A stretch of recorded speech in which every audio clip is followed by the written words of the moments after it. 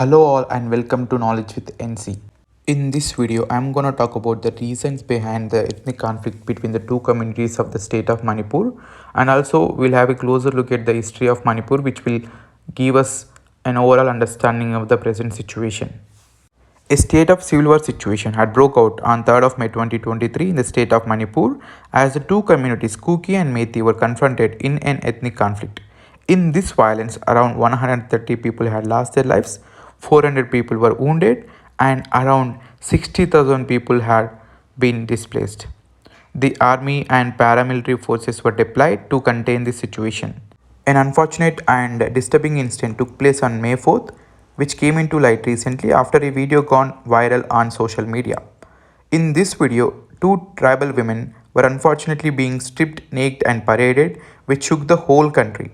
It proved that women are the most vulnerable group in any war and they are being used as instrument of the sexual violence. In this context, let us get some knowledge with regard to the present situation. A court chronicle called Chaitorol Kumbaba is an early record of Manipur from 33 AD, gives us a detailed account on Meitei kingdom. The ancestry of Meiteis traced back to King Pakangba, who is also known as the Dragon King. Meiteis are polytheists, that means they follow many gods. Apart from this, they also follow Shanmaism, which is a unique religious practice. Along with the Meiteis, there also lived Nagas. The conflict between Nagas and Meiteis began when Meiteis claimed the whole region and declared themselves independent. This situation further deteriorated when the king of Manipur anticipated the Burmese invasion, and to protect this region in 1762 he signed a deal with British. As part of the deal, the Kuki Chin of Burma were brought into the state of Manipur. This served the king two purposes. Number one, stop the Burmese invasion, because a country would not fight against their citizens because the Kukis were the Burmese citizen, and two, the protection against the Nagas protest, because Kukis will contain the protests of Nagas.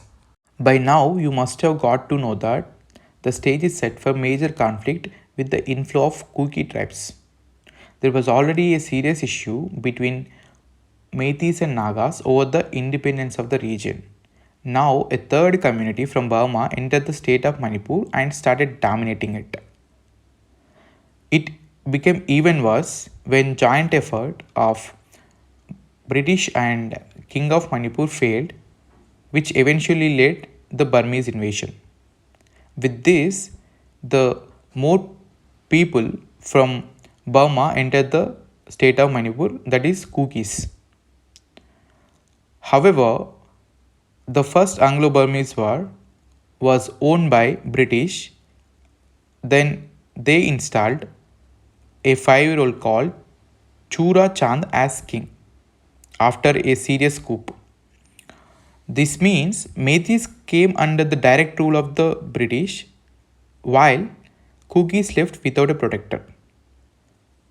Now, I said that Kukis were brought to protect the Meiteis community, but now they left without a protector.